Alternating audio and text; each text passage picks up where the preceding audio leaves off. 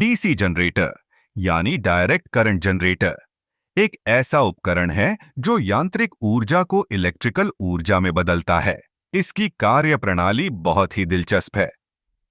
जब हम किसी कंडक्टर को एक चुंबकीय क्षेत्र में घुमाते हैं तो उसमें विद्युत धारा उत्पन्न होती है।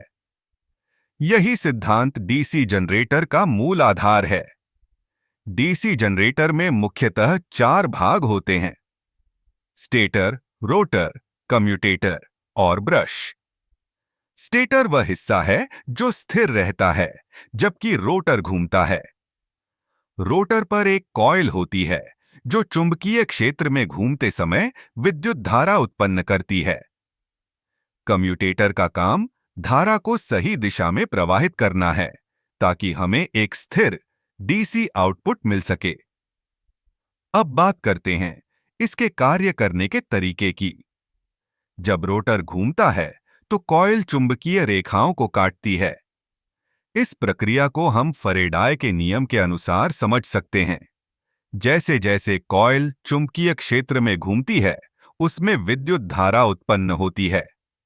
यह धारा फिर कम्यूटेटर के माध्यम से बाहर निकलती है।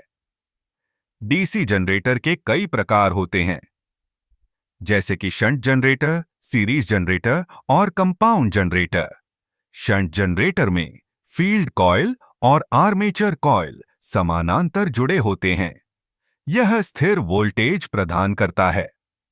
वहीं सीरीज जनरेटर में फील्ड कॉइल आर्मेचर के साथ श्रृंखला में जुड़े होते हैं, जो लोड के अनुसार वोल्टेज को बढ़ाते या घटाते हैं।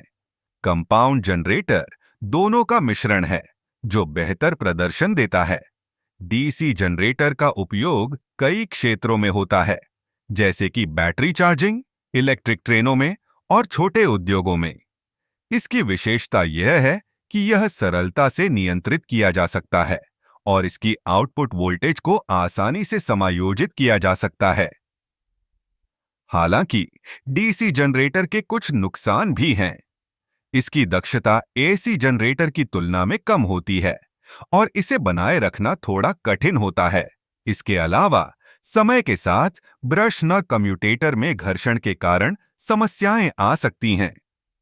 इसलिए डीसी जनरेटर एक महत्वपूर्ण उपकरण है जो हमें यांत्रिक ऊर्जा को इलेक्ट्रिकल ऊर्जा में बदलने की क्षमता देता है।